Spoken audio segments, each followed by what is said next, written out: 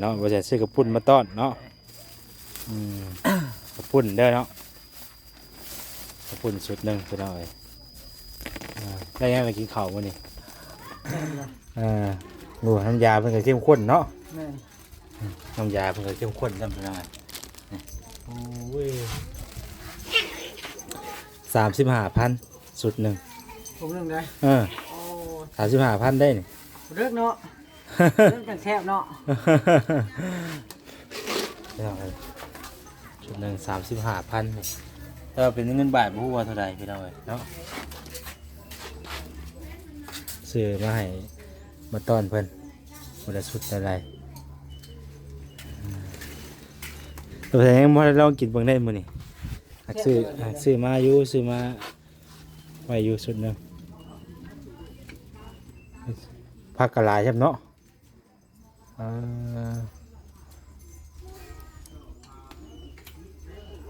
ใครก็คักได้พี่น้องเอ้ยเนาะเอาให้น้องโอ้เพิ่นกินซะก่อนพี่น้องเอ้ยเนาะ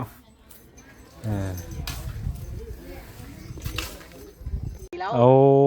เจาะน้ำให้เราเร็วมีข่าวดีบ่มื้อนี้น่ะแบบว่าเขาแจ้งไว้แต่โดนแล้วแต่ว่ามื้อนี้เนี่ยได้งบมาถือไว้บ่ถือไว้บ่ได้เจาะเนาะบ่ได้เจาะมาถือไว้ไว้กับแบบว่าเกือบ100%แล้วนะให้บอกจกได้สิบส่วนเบ้ยเนาะแนว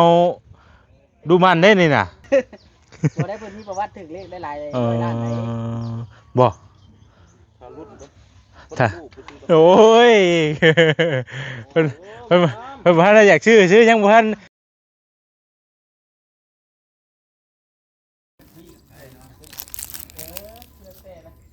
พี่น้องเนาะตอนนี้ก็เปิดภาพมาก็อยู่บ้านน้องโอคือเก่าพี่น้องเลยคือมิตรสมอยมิตรจีดีอีกแท้มื้อนี้เนาะฝนจีโต๊ะอีกเลยพี่น้องเลยฝนจีโต๊ะอีกแล้วเมื่อฟ้าเมื่อ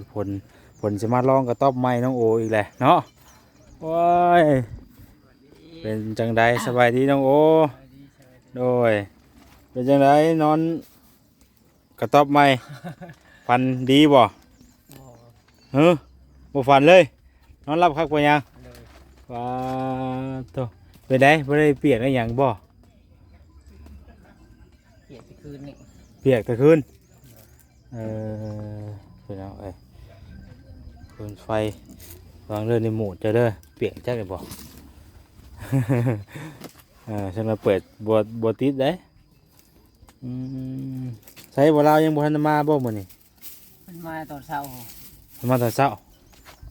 มาตอนเช้าแล้วเพิ่นไปทางไหนใช่ป่ะนี่เพิ่นไปเวียกไปเฮ็ดเวียกเอ้าไปเฮ็ดเวียกอย่างนั้นอยู่แกงกอกนั่นน่ะโอ้ถือว่าไปทางไกลได้มื้อนี้เนาะ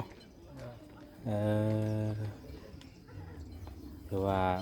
เพิ่นมาแต่เช้าแล้วก็เพิ่นไปเวียกไปเคลียร์การเคลียร์งานทางใหม่เอาแต่ทางนี้ได้เพิ่นแจ้งว่าได้ทางเงินชานเจ้าถ้าเพิ่นบ่ได้ว่าอะไรนะเพิ่นก็บ่ได้ว่าได้มีแต่ว่ารอเนาะถ้ามีการเคลื่อนไหวหยังกับเพิ่นจังสิดำเนินการว่าซั่นๆเนาะจะได้กินข้าวกินน้ำนะบ่มื้อนี้กินแล้วกินแล้วกินแต่ไปเอาเนาะบ่ใช่ซื้อกระปุ่นมาต้อนเนาะกระปุ่นเด้อเนาะกระปุ่นสุดหนึ่งไปเอาได้ยังไปกินข้าวมื้อนี้ยังได้ยังก็ยังทะเลกินตอนตอนเที่ยงตอนเช้ากินข้าวยังกินกับอาหารตลาดนั่นแหละอาหารตลาดแบบไหนอาหารตลาดน้อยนี่จะมาขายป่ะนูไปซื้อพี่น้องเลยยุงบ่ได้หลายประโทษป่ะบ่แล้วมียุงฝนตกได้ฝนตกเนาะมันโดดห่วยเป็นยังได้พี่น้องเลยเขาเย็นอยู่บ่ได้เนาะบ่ได้ร้อนเอาป่ะเย็นอยู่เนาะ ทางสร้างเพิ่นก็ยังอุปกรณ์เพิ่นก็ยังป้าไว้นี่พี่น้องยังบ่ได้เอาไปทางใดเนาะเพิ่นก็ได้แต่ว่านอนเฮือนเป็นนอนกระต๊อบเป็นคืนแรกเราก็ได้ เออน้องแต่กับบ่อยู่มื้อนี้เนาะ เลย พ่อเจ้าได้ซะ พ่อก็ไปหาเฮ็ดเรียกว่ะ แล้วไปเฮ็ดเวียกเลย เลย เอาไปเฮ็ดเวียกอยู่ไสเนาะไปเมื่อบ้านบ่ได้ว่าเนื่อยบ่ได้เมื่อ ก็เฮ็ดเวียกแท้ๆแข็งๆเนาะ โอ้ไปหาเวียกอยู่แถวนี้บ่ เลย เออเราก็ไปหาเวียกเนาะ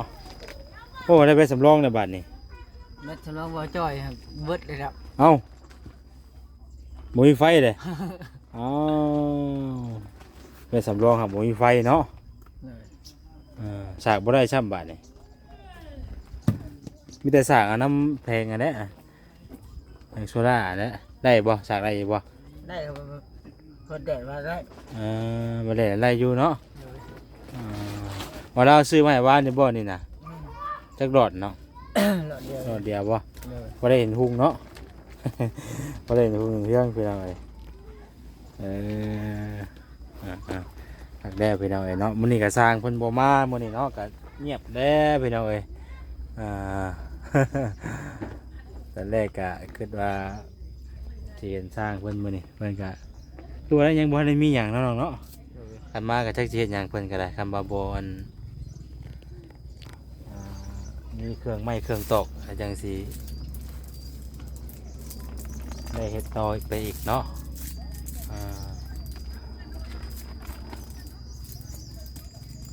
ไปมาบาดนี้เนาะมีเสียงรถจักรคือจังได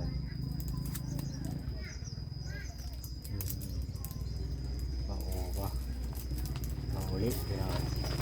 อ๋อคือมีคนตีมานำมื้อนี้ มีคนตีมานำมื้อนี้ เจ้าว่าเห็นนะครับ ฮะ ว่าเจ้าว่าเห็นนังวะ เป็นสีมาติดไฟใช่ไหมปะจ๊ะวันนี้ต้องโอ้เพิ่นก็ถือว่าว่างได้มื้อนี้เนาะว่างได้พี่น้องบ่ได้ไปทางใดวันแล้วเนาะอันว่าบัตรประชาชนเจ้านะ ยัง อืม ยังกันแล้ว รางวัลได้แล้วอยู่ เลย มีแต่ไปว่านี่ไปได้งานโตบ่ไปอันนั้นบ่ได้ว่า แม่น ต้องได้ไปเอาใบอย่างข้างในก่อนเนาะ แม่นคือยังเขาก็บ่ง่ายเลย ใช้เวลาเนาะ เลย ใช้เวลาเลยพี่น้องเอ้ยเพื่อที่ได้เพื่อที่เอาใบยังยืนนั่นนี่เป็นบ่ได้ก็ใช้เวลาเติมอยู่ดอกพี่น้องเอ้ยมีภายในแรกเข้ามามื้อนี้เนาะหลายคนนะบ่แต่เช้ามัน เลยบอกเอ็นก็มาว่าจ้อยว่าหลายคนนะบ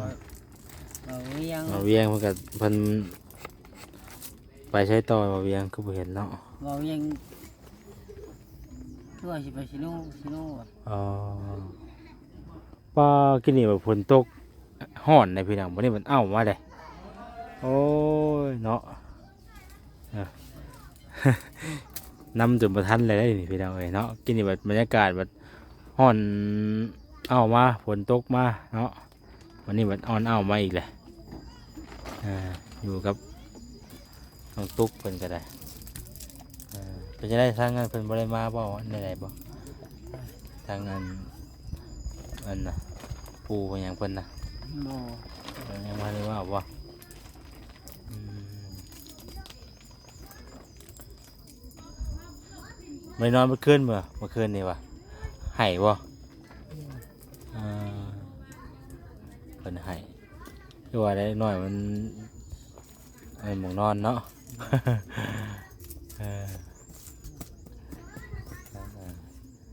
เอากะบ่มีหยังได้ชามันนี่พี่น้องไอ้เนาะทางบ่แสนมากะมานี่แหละบ่มีแนวเฮ็ดแล้วบัดนี้ทางเฮือนน้องโอก็ได้สร้างเพิ่นก็บ่มากันว่าสิเฮ็ดนั่นนี่ซอยเพิ่นก็สร้างกันสร้างบ่มาเนาะ เพิ่นยังบ่ทันมีได้เฮ็ดเด้พี่น้องเอ้ยมีแต่พุ่นแหละปลาคือว่าปล่อยได้บ่ปลาต้องแต่เมื่อวานนี่ ปล่อยแล้ว ปล่อยเรียบร้อยแล้วเนาะ โดย อย่างแต่หักแงงเพิ่นก็ขันแล้วเนาะ ภายสายเดียวสิย่างเลาะเฮือนมีตู้แก้วก่อน โดยน้องโอเพิ่นไปหากินข้าวกินน้ำกินกระปุ้งกระปุ่นซะก่อนพี่น้องเอ้ยเนาะ โอ้ยนอนกระต๊อบไม้เพิ่นนี่แหละพี่น้องเอ้ยมื้อนี้ก็ได้อ่าหลายคักหลายตุ้มกระต๊อบไม้เพิ่นนี่คักหลายพี่น้องเอ้ยตกฝนดินมากก็ถือว่าป้องกันได้ดีเนาะอ่าเดินมาตู้แก้วกันมีแต่ว่ารอแต่อันขึ้นซื่อๆเนาะ เบาโอ้โอ้กินได้กินเจ้าเนาะได้เนาะ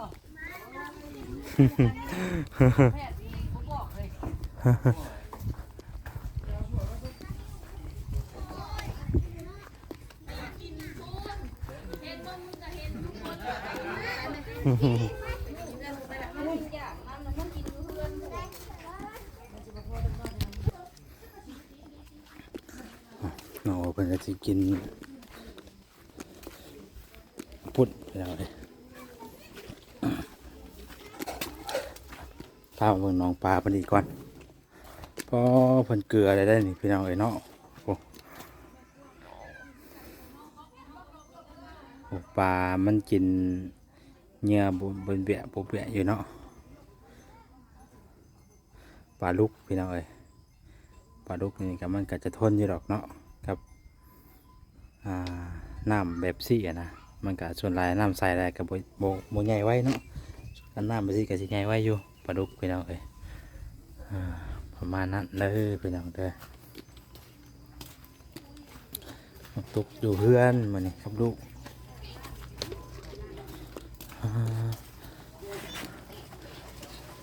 ลองอยู่โนให้คะแนนมึงดู แช่ไปได้สินะแช่ไปได้ ว่า เลย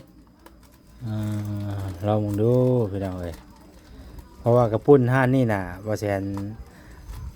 มักพี่น้องเอ้ยเนาะเพราะว่าใครคือประเทศนี่ไม่ว่าแซนสิซื้อกินด้วย แช่ได้ เพราะว่ามันเป็นห้านมันสูตรของเพิ่นน่ะว่าแซนเคยกินนะ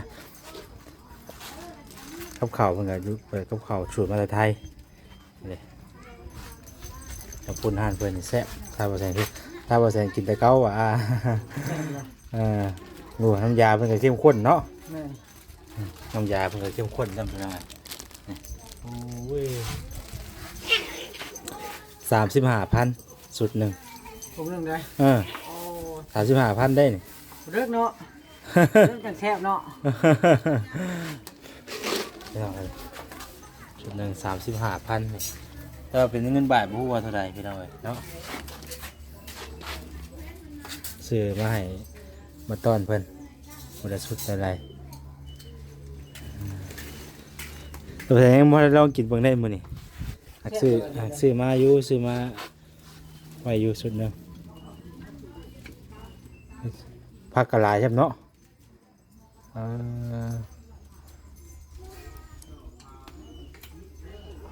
ใครก็คักได้พี่น้องเอ้ยเนาะเอาให้น้องโอ้เพิ่นกินซะก่อนพี่น้องเอ้ยเนาะ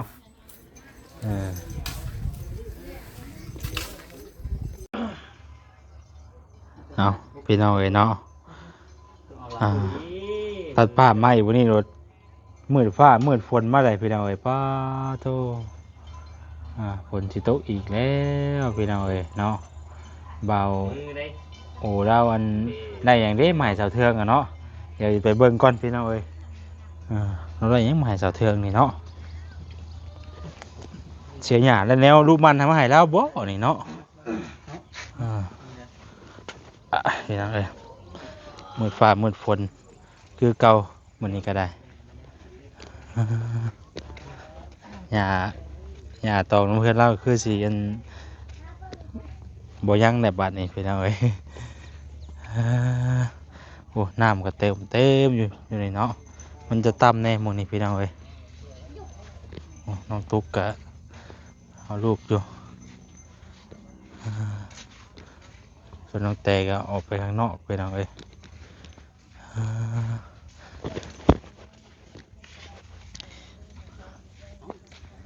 ยังน่าเบาดิ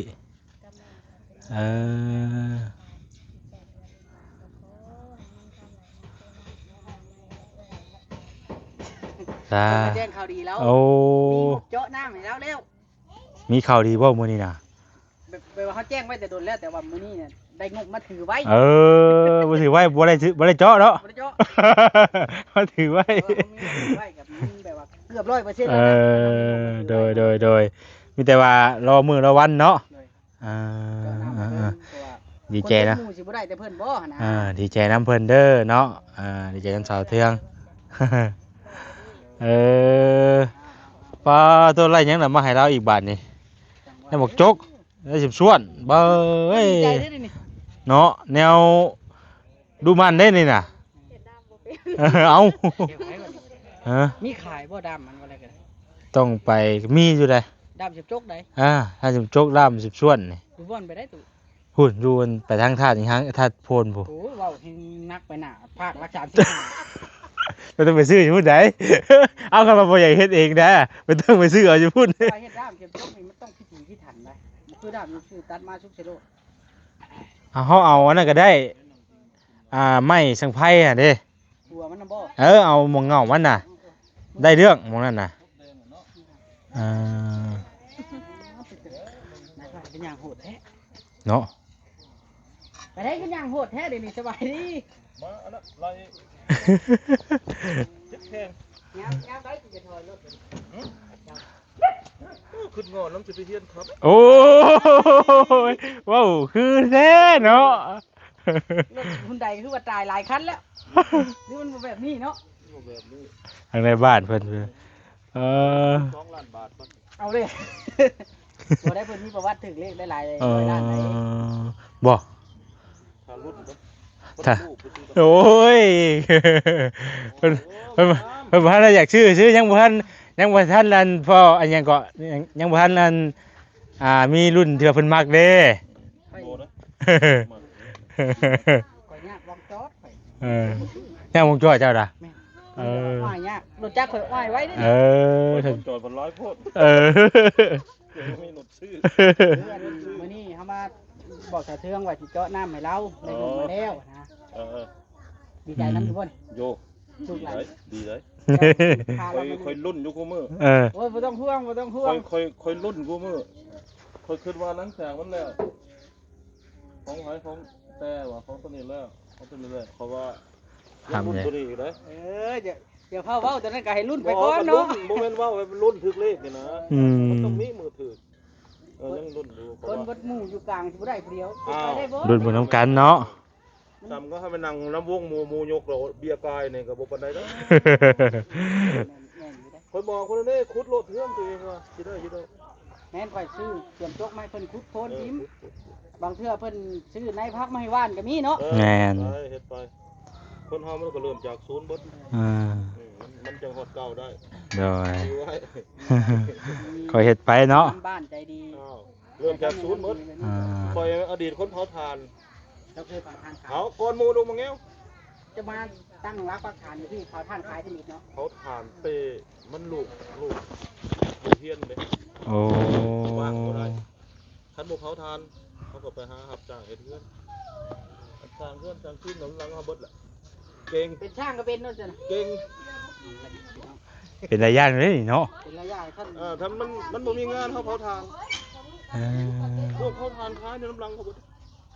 แต่ว่าควบทุกข์นะแต่ว่าควบทุกข์ ความสุขความพยายามเพื่อที่ครอบพี่เนาะ สร้างเลี้ยงลูกง่ายเด้ เดี๋ยวนี้ก็สบายแล้วเดี๋ยวนี้ ก็ ลูกผู้หนึงเป็นฮอดพยาบาลเป็นฮอดหมออยู่ไทย โอ้เออ ได้น้ำมันหั่นละ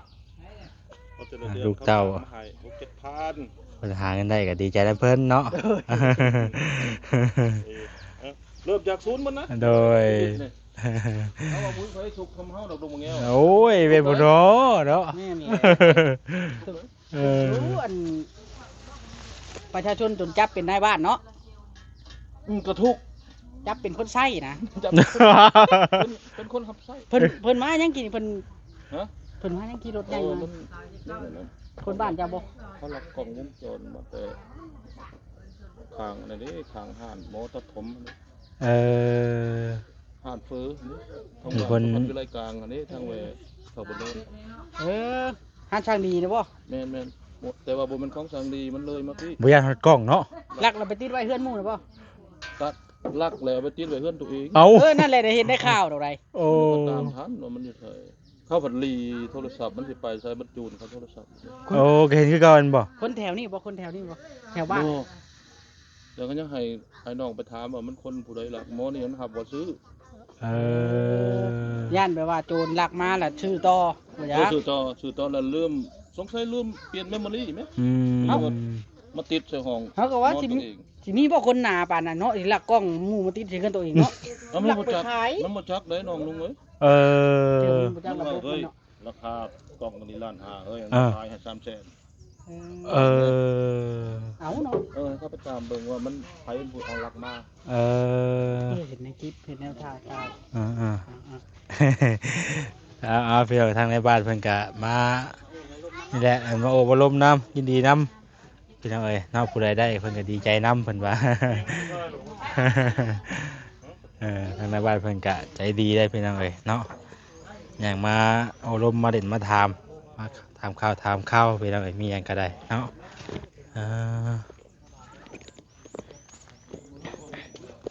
ไปพี่น้องเอ้ย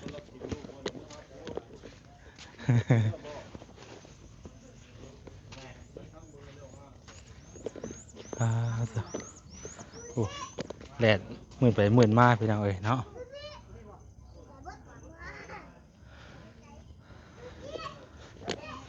ไปสัตว์พี่น้องเอ้ยมีแต่ว่าทางมาแสนกัจจกร